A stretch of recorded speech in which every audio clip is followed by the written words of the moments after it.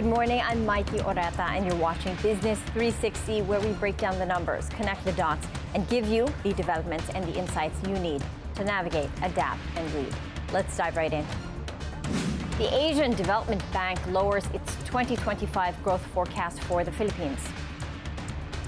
Philippine Ambassador to the US, Jose Manuel Romualdez, says the 19% tariffs imposed by US President Trump on Philippine goods can still be renegotiated. And later on, we speak to HSBC's ASEAN Economist, Aris Dacanay, about how the Philippines can stay competitive under a 19% tariff. And can housing be the country's most overlooked growth driver? We'll also sit down with Federico Laxa, the president and CEO of the Social Housing Finance Corporation, to ask why it's finally moving up the national agenda. Now, Wall Street rallied Wednesday as the U.S. and Europe moved closer to a trade deal modeled after the one President Trump struck with Japan. The proposed agreement would slap a flat 15% tariff on EU imports and could expand to include automobiles. Investors took it as a sign that trade tensions may be cooling, at least between the Western allies.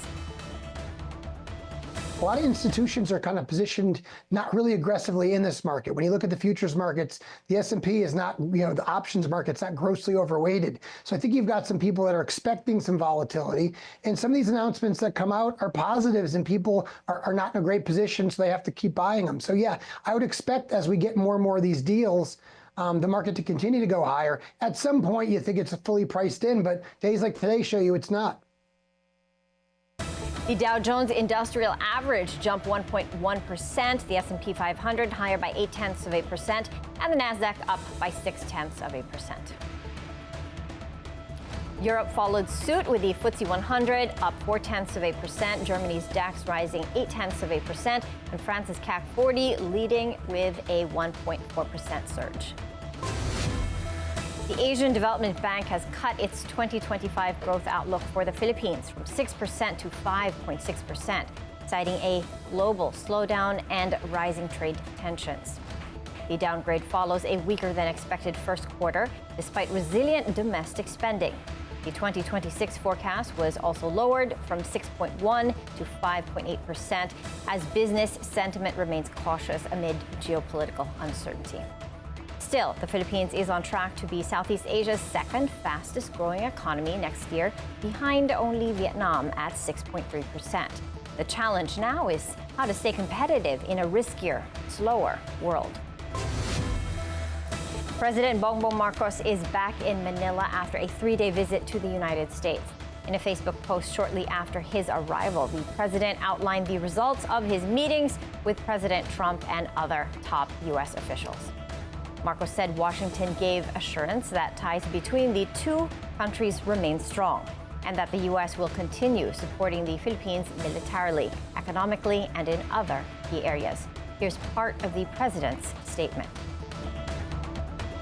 In my meeting with President Trump, we reaffirmed our ironclad commitment to the Mutual Defense Treaty. I thank the United States for its consistent support for the preservation of regional peace and stability, and for upholding the rule of law in the South China Sea. We discussed enhanced cooperation on cybersecurity, energy supply, resilience, and critical infrastructure. I underscored the importance of our multilateral engagement, especially with neighboring countries, to continue to reinforce the network of common alliances in the region. We welcome the U.S. government's pledge of an additional $15 million for private sector development under the Luzon Economic Corridor Initiative and an additional $48 million in foreign-assisted projects. We will continue to work with the State Department as well with the U.S. Congress for the implementation of these programs. I conveyed to President Trump that we remain positive about the future of PH-US trade, including investment relations, especially in the context of economic security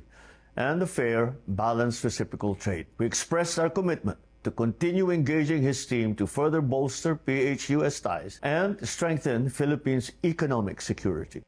The 19% tariff on Philippine exports imposed by U.S. President Donald Trump may not be final. Philippine Ambassador to the United States, Babe Romualdez, says that the deal can still be renegotiated. In a radio interview, Romualdez confirmed the U.S. trade officials are headed to Manila to work on a formal bilateral trade agreement. Several senators have slammed the current deal as lopsided, negotiated directly between Trump and Marcos with little consultation. And as I've said before, this tariff isn't just a tax, it's a test of how well the Philippines can negotiate for fair terms under pressure and defend our economic interests on a global stage. In other news, the U.S.-Philippines trade deal could offer some lift to the country's semiconductor and electronics sector, a major export driver. SAPI Chairman Norberto Vieira says the agreement may help lower the cost of importing equipment and raw materials from the U.S. These inputs are crucial for assembly, testing, and packaging. SAPI is hopeful that the zero tariff clause will support a modest pickup in export shipments by the year end. Now, as we said before, President Marcos is back from Washington, but his new trade deal with U.S. President Donald Trump is sparking concerns across the business sector.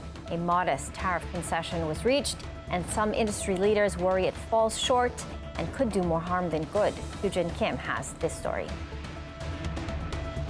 With President Marcos home from his high-stakes bilateral meeting with U.S. President Donald Trump and the biggest trade concession he secured being a mere 1% reduction in tariffs, the business community is sounding alarm. We have heard our exporters crying already in the news this entire week on this tariff reduction. The export industry remains very, very depressed. I cannot see a significant increase in our export because of this. We export around 15% of our total produced export goods to the US, but they only import around 0.4% from the Philippines as a share of their total imports. Therefore, they do have the upper hand when it comes to these trade negotiations.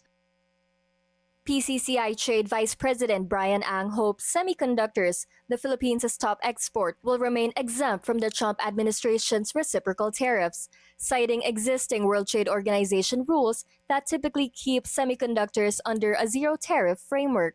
But until clarity emerges, sentiment across the export sector remains grim. I did not want to see such a one-sided negotiation where we welcomed all the American companies with open arms and gave them first refusal to all of our best and most coveted resources. We even gave them this Subic, the first refusal to put up liquid LNG plants in Subic. On the other hand, we did not get anything in return of this nature naman in America. Yes. We also gave them, if you remember, on the first trip of Secretary Go and Secretary Roque, we gave them a blanket exception from this container pre-border inspection of all American containers. And they were the only country and economy that enjoyed this. The number one tariff is a form of taxation. It is being imposed by a country to protect its local industries or domestic companies. But at the same time, it's also a way to control the trade. In this case, it's actually the trade war between U.S. and China, but U.S. is using it as a leverage against all other countries. Ang added that a 1% cut is nowhere near enough to improve investor confidence or attract new foreign capital. I cannot see an increase in investor confidence. I do not see an increase in manufacturing as well. Business leaders are now urging the government to continue negotiations, not just on tariffs, but on broader trade and investment terms.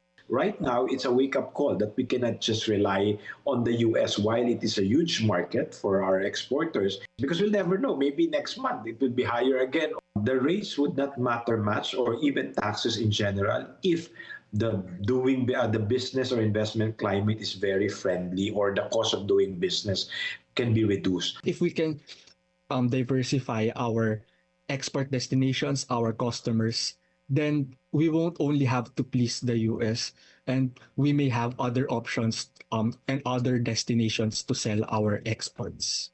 Amid growing criticism, Malacanang defended the outcome. Philippine Ambassador to the US, Jose Manuel Romualdez, called it an evolving good deal for both sides. Sujin Kim, Bilyonaryo News Channel. Economists are sounding the alarm over potential risks in the new U.S.-Philippines trade deal. Union Bank Chief Economist Ruben Carlo Asuncion warns that the zero tariff clause could turn the Philippines into a dumping ground for U.S. goods, with local industries, especially agriculture and manufacturing, struggling to compete. Jonas Ravella, senior advisor at Reyes Tacandong, says exports in electronics, garments, and farm products could be among the most exposed under this deal. The government may deploy policy tools to support sectors vulnerable to uncertainty brought on by the U.S. tariffs. This comes as the Philippines and the United States move closer to finalizing a bilateral trade agreement. The Department of Economy, Planning and Development, or DepDev, says one option being studied is a reimbursement policy for R&D and innovation spending. The goal, to help local industries stay competitive in a fast-changing global market. DepDev Secretary Arsenio Balisacan stresses that the measure will follow trade rules, and won't be seen as trade distorting by partner countries. After all the promises and posturing, the United States has, of course, slapped the 19% tariff on Philippine exports, making our goods more expensive in her biggest market. And it couldn't come at a worse time. The government had just cut its 2025 growth target and now expects exports to shrink by 2%. Meanwhile, before the tariff was even on the table, the World Bank said that the Philippines could grow 6.8% a year until 2040 if we fix productivity, connectivity, and competition. So is that vision still in reach, or has the growth story shifted? Joining us now is HSBC's ASEAN economist Aris Dacanay on what's next for the Philippine growth story. Hi, Aris. Good morning, and thank you for being here with us. Thank you for having me, Ms. Maiki. Okay, Aris, let's talk about the number that's on the table, 19%. It was a 1% reduction, a modest tariff concession. What are your thoughts on this amount? I think first we need to put this into context. During the first April 2 announcement, the investors, and particularly local investors, were pretty much excited about what the opportunity the Philippines could have had. The Philippines during that time had the lowest reciprocal tariff rate announced across developing ASEAN, and this was going to be an opportunity for the Philippines to be able to attract a lot of investors abroad to relocate to the Philippines and boost the country's exporting capacity. Now, with 19%, which is roughly in line with Indonesia, and with slightly just below Vietnam, which had 20%, that advantage that the Philippines could have had has diminished. And this is, I think, I sympathize with our local exporters, our local businessmen, that it is a lost opportunity for the Philippines. Yeah, sayang. It could have given us that edge we needed, because our neighbors are not just neighbors, they're our competitors too. Aris, our economic managers had already cut the 2025 growth target from 6 to 8% to 5.5% to 6.5%, even before this tariff. With this new stressor in play, do you expect to see more downside? I think our own forecast here in HSBC is that for 2025, the Philippines will grow at 5.4%, and for 2026 at 5.8%. So roughly in line with the DBCC government forecast. So we do think the Philippines still has some resilience in it. We don't expect a technical recession, mainly because the Philippines does have an advantage when it comes to the size of its domestic economy. So we do think that reduction in growth is accepting that reality, that the export market will struggle a bit in the next 2 years or so. We do have that blanket of resilience in terms of domestic demand. But, in terms even at 5.4 and 5.8, I do think it's very important to note that at those rates, we do still expect the Philippines to be the fastest growing ASEAN economy. Mm-hmm. Yeah, you mentioned our domestic economy, the size. How can we capitalize on the size of our domestic economy and really boost growth internally? Yeah, for internally, I do think that there are a lot of reforms that the Philippines can get. Without the tariff advantage, it doesn't mean that we're doomed. There are a lot of things that we can do to improve our growth. Continuing the 5 to 6% ambitious infrastructure agenda is key. Being able to open our markets abroad, not just to the US, but to all other countries out there. I just want to point out one fact. Do you know that Vietnam has a free trade agreement with roughly 70 countries? While I think for the Philippines, apart from just the ASEAN trade agreements, I think we only have between 3 to 5. So we do think this is a wake-up call for the Philippines, to find ways, apart from just connecting our trade with the US, but to look for ways to connect, to diversify our trade, to diversify our markets, expand our markets, and shift from just being a domestically oriented economy to something more export oriented. Yeah, Europe, absolutely. etc. We're counting on our economic managers to really expand those FTAs, especially in light of what's going on with the U.S. Aris, you're an ASEAN economist. Where does the Philippines stand versus our peers when it comes to export resilience, FDI appeal, and policy credibility? Very important factors for foreign direct investors, especially. That's a very good question. And I think we need to step back for around 7 to 8 years or so during Trump 1.0. So during Trump 1.0, the Philippines was not able to garner all that supply chain relocation that occurred during that time. And ever since 2017, inflation in the Philippines was relatively higher in ASEAN, and the currency more or less performed better than their ASEAN peers. It was stronger than what others may have experienced. So with a strong peso and high inflation, the export competitiveness of the Philippines actually did not improve as compared to the other ASEAN peers. So that 19% tariff rate would really put the Philippines to to some degree of disadvantage. So I guess moving forward for Trump 2.0, I guess the business community, at least for the BSP, being able to control inflation, being able to keep food prices low, and at the same time keeping the peso competitive will be key to make sure that the Philippines remains competitive during the tariff uncertainty ahead. Yeah, absolutely, Aris. Checking on those figures, let's get your forecasts on inflation, interest rates, and of course the peso. Where do you see all of that heading in this environment with that new stressor of the 19% tariff? So the 19%, I think it's not just the 19% tariff rate of the Philippines, it's the US tariff rates to the rest of the world. With the US tarifying, let's say, Vietnam, Singapore, Thailand, etc., but most especially China, there are less goods that are being exported to the US. That means there are more goods that will actually go to other growing economies, most especially Southeast Asia, which is the second fastest economic bloc in the world.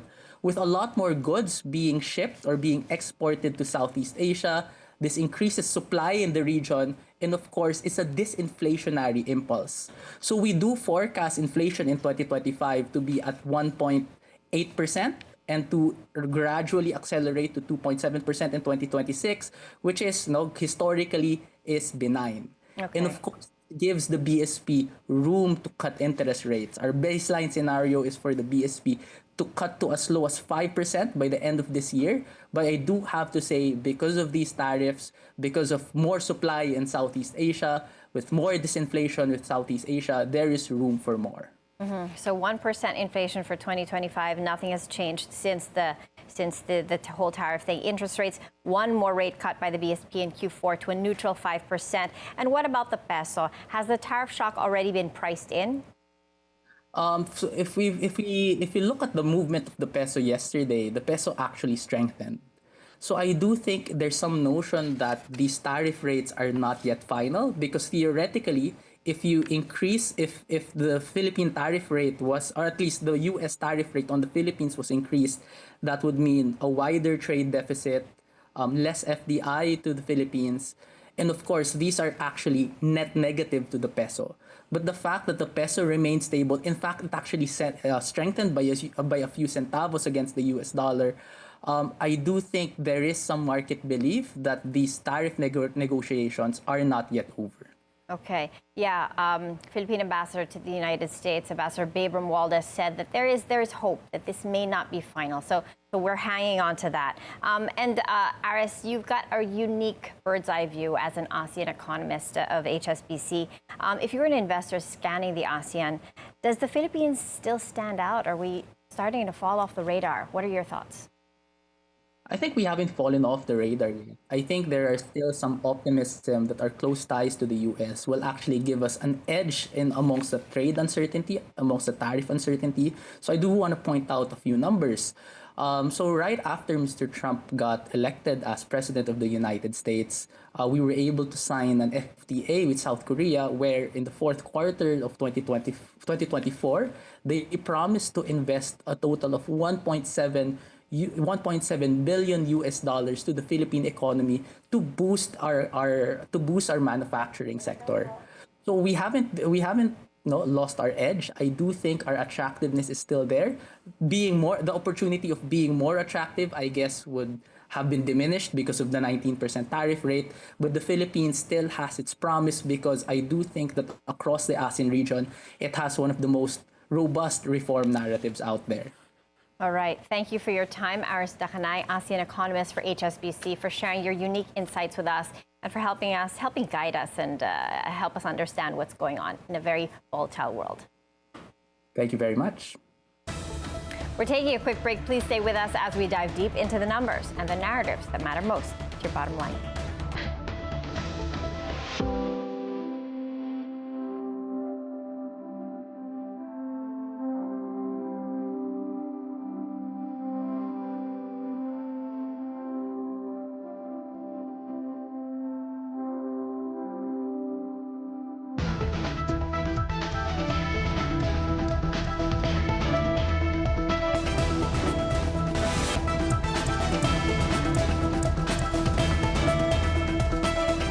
Welcome back. Let's check on Asian markets this Thursday morning. Taking a look at the Nikkei 225. Nikkei 225 is in the green, sharply up by 2% in early trade. Hong Kong's Hang Seng Index up by 0.2%. Shanghai's Composite up by 0.2% as well. And Singapore's Straits Times Index higher by 0.4%.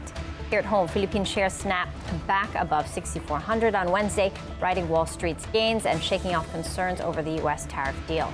The PSE index surged 1.7% to close at 64.62, tracking a global rally despite lingering worries over President Trump's 19% tariff on Philippine exports.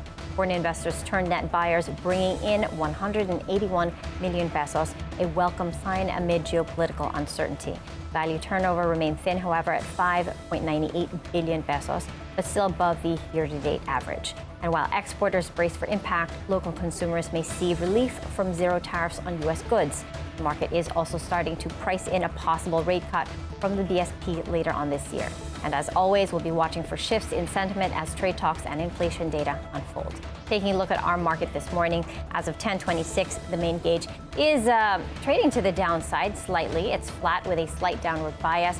We're comfortably in the 6,400 mark at 64.60. Broader all shares index in the green, up by 0.1%. As for the sub-indices, we're seeing a mixed picture. The financials, industrial, holding firms, and property counters are trying to lift the market, whereas the services and mining and oil counters are bringing our market lower. So far, we've got 225 million shares traded, valued at 1.37 billion pesos. Advancers, we've got 76 advancers, we've got 71 decliners, and 31 stocks unchanged. Taking a look at our currency markets, the peso opened stronger at 56.68 to the greenback from its previous close of 56.88. As President Marcos prepares for his State of the Nation address, we turn to a daily struggle for millions of Filipinos. Transportation, from stalled railway projects to promised airport upgrades, the commuter clamor is getting louder. For what's moving and what's still stuck, our mobility correspondent G. Baroga breaks it all down in this special SONA report. The Metro Manila subway project has logged significant accomplishments in its tunneling works. Other railway projects, such as the MRT-7 and the North-South Commuter Railway, are likewise progressing. We will make sure that the right-of-way issues are resolved in the most equitable, efficient, and expeditious manner so that these will not get in the way of our infrastructure development. That was President Marcos during his third SONA, referring to transport projects under the DOTR. For over 2 years, the agency was led by former Philippine Airlines President and CEO Jaime Bautista. But before news of his resignation came out, Bilyonaryo.com reported that some private sector advisors were unhappy with his non-performance, especially with the pace of the administration's rail efforts. Eventually, health reasons were cited for his stepping down. Fast forward to February this year, Vince Dizon, former head of the Bases Conversion and Development Authority, stepped in as the new DOTR chief. Since then, transportation has been back in the spotlight, whether it's infrastructure progress or long-standing commuting problems many Filipinos deal with every day.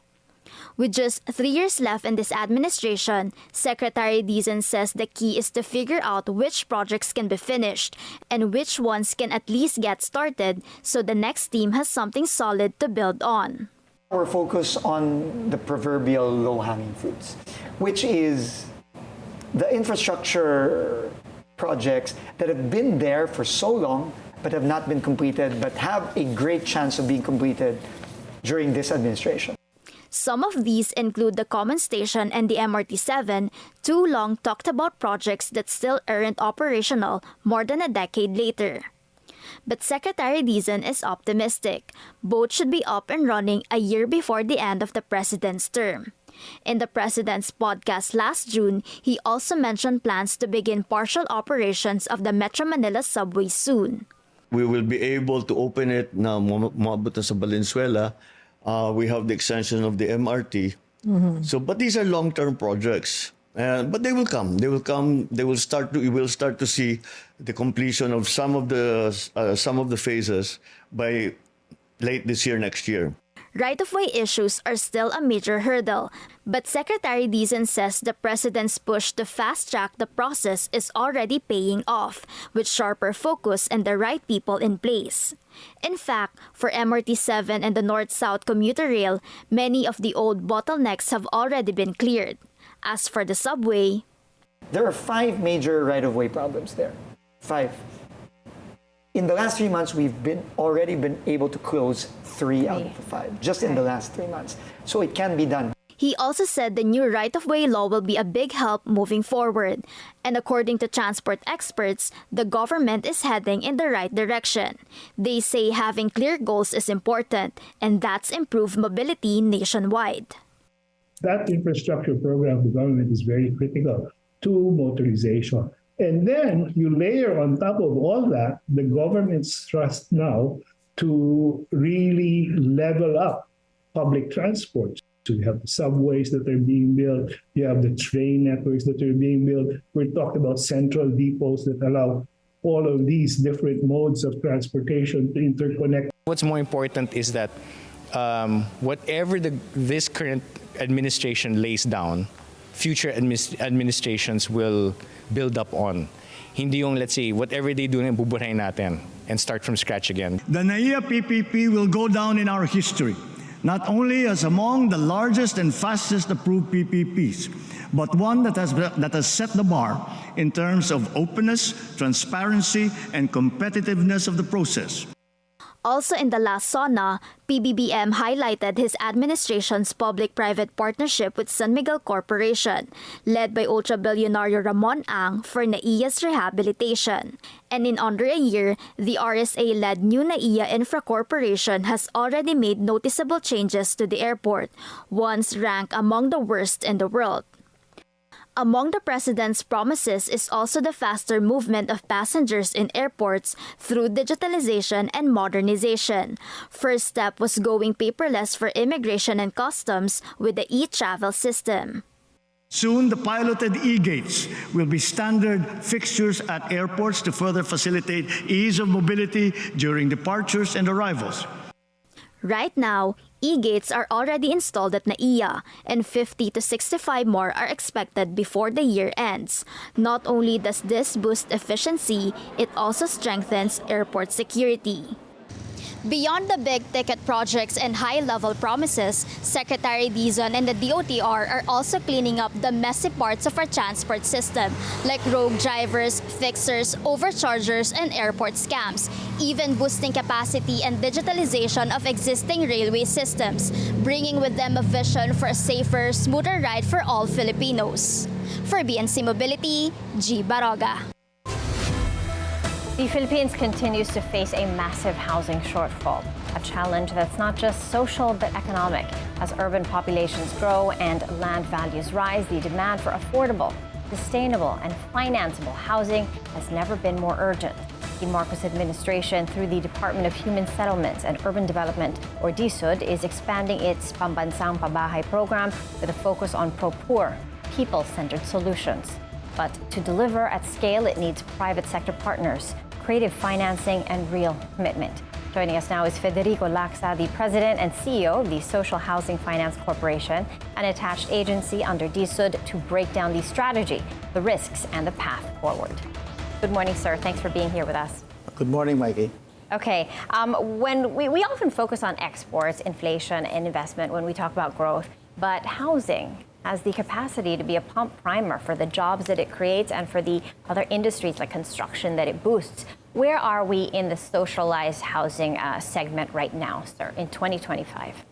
Well, for a start, we initially started doing the 4PH back in the latter part of 2022.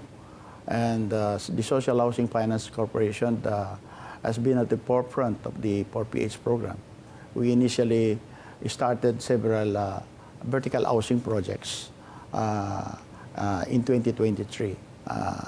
And we have already completed some of these units. But during this middle part of 2025, the President wanted us to focus on proper programs, and he has instructed our Secretary, Aliling, to instruct the agencies to concentrate on these programs. Mm-hmm. And the Social Housing Finance Corporation responded by reviving our community mortgage program. Mm-hmm. Sir, when we talk about socialized housing in the Philippines, what's the price ceiling for that? Well, it depends. When you talk of a socialized housing program, the socialized housing price ceiling at this point in time is around 850,000, based on the approved ceiling by the National Economic Development Authority and also the DSUD. Mm-hmm. As of July 2025, what's our housing backlog today, sir? Well, we think that based on the statistics, the published backlog is 6 billion. Mm-hmm. But basically, the need for socialized housing is really around 2.1 million. Mm-hmm. How would you describe this 6 million and that urgent need of 2.1 million? How do you describe these figures for context? 6 million covers a number of income deciles, a number of a wider segment of the income population. The other part is being addressed by the private sector. Mm-hmm. But the more urgent need is on the lower income deciles. I would say the first, second, and the third deciles. Yeah, absolutely. In the property sector, we have an oversupply in the high end and the middle income segment. Sobra-sobra na ang tinayo, sir, lalo na condominiums. Right. Pero sa socialized housing, we need to catch up. Realistically, how much of the gap can we plug this 2025? Historically, we were producing about more than 300,000 for this segment. Mm-hmm. That includes the contributions from the private sector. Mm-hmm. Is that vertical and horizontal, sir? A combination of both vertical and horizontal, but mostly on the horizontal side. Mm-hmm. What more needs to be done to boost this sector, sir, to really plug the gaps in housing in the country? Because it's such a primary, it's such a basic need. Number one, the private sector will play a vital role in the provision of socialized housing, not only the middle, high, or the high end, because the private sector has the capacity, they have the resources, they have the technology, they have know-how. Mm-hmm. So partly, that will be addressed by the private sector, especially when we talk of the ceiling, high ceiling of 850,000 for socialized housing. Yeah. But for the other income deciles, it will be the government who should be able to address that. Yeah, the government cannot do it alone. You need help from the private sector, definitely. And when it comes to the challenges in the socialized housing sector, a big challenge is land. Another big challenge is financing. Can you talk to us about these challenges? That's right. Especially in the urban areas, land is very scarce, it's very expensive. So it is very difficult to find land that can be used or utilized for socialized housing. In this case, we partner with national government agencies who may have the land available for this purpose, and also with the local government units. So Social Housing Finance Corporation has been doing this, not only in the urban areas, but across the country.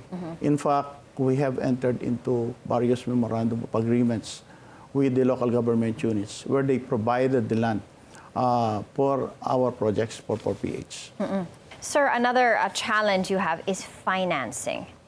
Where are you on that, sir? How do you make it affordable and easy, the monthly amortization payments easy for those that avail of socialized housing? Funding has always been scarce for housing, and we have to innovate, and we have to develop several financial models for us to be able to do this. We have collaborated with other government institutions, financial institutions, to be able to finance our projects. And partly, we have also entered into some form of memorandum of agreement on a joint venture partnership with financial institutions like Pag-ibig, for instance, that provides the financing for the construction of our 4PH projects. When it comes to this sector, sir, what are the financing models that work best? Number one is that we entered into some kind of joint venture arrangement with financial institutions. We also borrow money from other financial institutions just to be able to finance our projects. Because basically we are only getting a fraction of the national expenditure program. Okay. What is that fraction, sir, when it comes to socialized housing and the national agenda? Where is it on that national agenda? And where you are is, the number that you're given is an indication of where you sit in the hierarchy of priorities. Where do you say how socialized housing is on the national agenda based on the budget that you've been given? I think historically, housing has been getting less than about 2% to 3% of the national economic expenditure program. Of course, there are other priorities. We have a very limited fiscal space, and we understand that. So we have to innovate in housing so that we will be able to finance our projects. And the private sector plays a very vital role in this because they have the financial resources, they can borrow funds from the financial institutions, and also they have the capability and the technology and know-how. Yeah, definitely.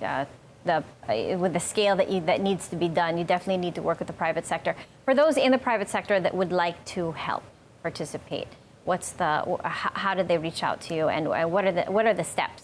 Number one, we had to streamline our process because we can only attract the private sector if we make it easy for them to partner with us and to invest in social housing. So the first thing that we did is to streamline our process, make it faster in terms of processing, and then we also have to think of how they do business, meaning for the private sector to be very profitable, they have to have a quick turnaround, and they have to take care of their cash flows. What do you need right now that the private sector can give? For the businessmen watching, how can they help you achieve your goals this second half of 2025 and beyond, sir? Number one, they can invest in socialized housing because there is an opportunity in socialized housing. Number one, the market is big. then this is a very resilient market. We call this as a need market, a non-speculative market. That's the reason why there are oversupply in the middle, high, and high-end market, but never in this particular market segment. Mm-hmm. All right. Can you talk to us about your priorities for this second half of the year, sir? What's top of your agenda? We will still pursue our the vertical housing projects that we have started and that we have already approved so far. But we would like to focus also on the revive CMP program of the socialized housing project program. Mm-hmm. What are your turnover targets for 2025, sir? Around 10 to 15,000, because with the revival of the CMP, Community Mortgage Program, we should be able to do this. In fact, Secretary Liling, based on the instruction of the President, have already approved the initial sites for our enhanced CMP project. Mm-hmm. I have to explain, Maiki, that we had to introduce certain innovations for our community mortgage program so that it becomes more responsive to our communities. Yeah. It is more transformative, meaning we don't stop in land acquisition alone, mm-hmm. but we also provide incremental loans that can finance upgrading of the community, like improving the road networks, drainage system, and also the well-being of the community. Yeah, you're not just building houses, you're building communities too, and that's so important. That's right. Yeah. Sir, you relaunched the community mortgage program in 2 weeks ago. Can you tell us about community-driven financing and why it works for you guys? Well, number one, the Social Housing Finance Corporation really works with the community. It's community-driven, and we provide community loans. We don't give loans to the individuals. We give to the community as a whole. That's why our concept is really participatory, meaning the community is involved from the very start. They participate in decision making. How does that work, sir? How big is that community? How does it work? Well, it can be as low as 100 member beneficiaries. It can be as high as 1,000 member beneficiaries. So everybody really helps to bring each other up. Initially, we consult with them, we talk with them, we engage with them, with the community, so that they will be able to tell us their needs and their requirements. Mm-hmm. All right.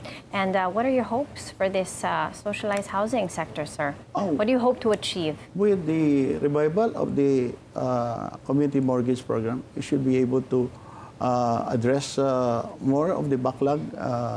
We will be able to improve our production numbers. And the more important thing is that we are able to reach the lower income deciles, which cannot be reached by the private sector and the traditional housing programs of the government. All right. Thank you so much for your time, sir, for sharing your insights on this very important sector and its the capacity to help drive growth in the country. All right. Federico Laxa, President and CEO of the Social Housing Finance Corporation. Maraming salamat po. Maraming salamat, Maiki. We're taking a short break. Business 360 will be right back.